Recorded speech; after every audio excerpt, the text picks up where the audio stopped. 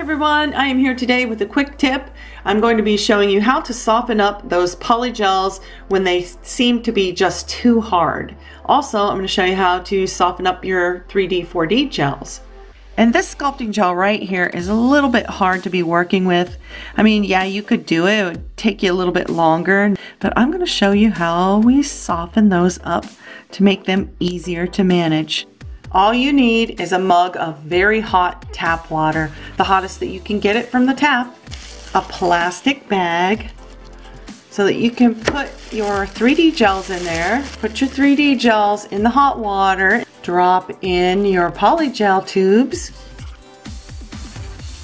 If your pots of the 3D gel are popping up to the surface, I just use a spoon to hold them down with.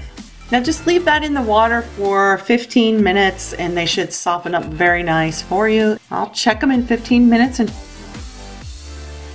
And here is that same 3D gel, much softer, much more pliable, very bouncy. And look at this one, this is like really soft.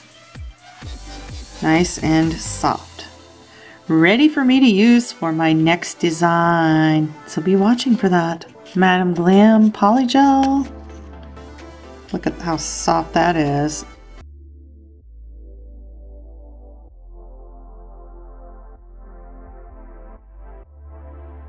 Gelish has the tendency to be a little bit hard. Yep.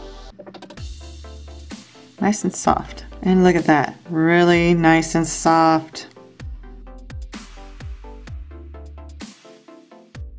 And that's it. All you have to do is soak it in some hot tap water.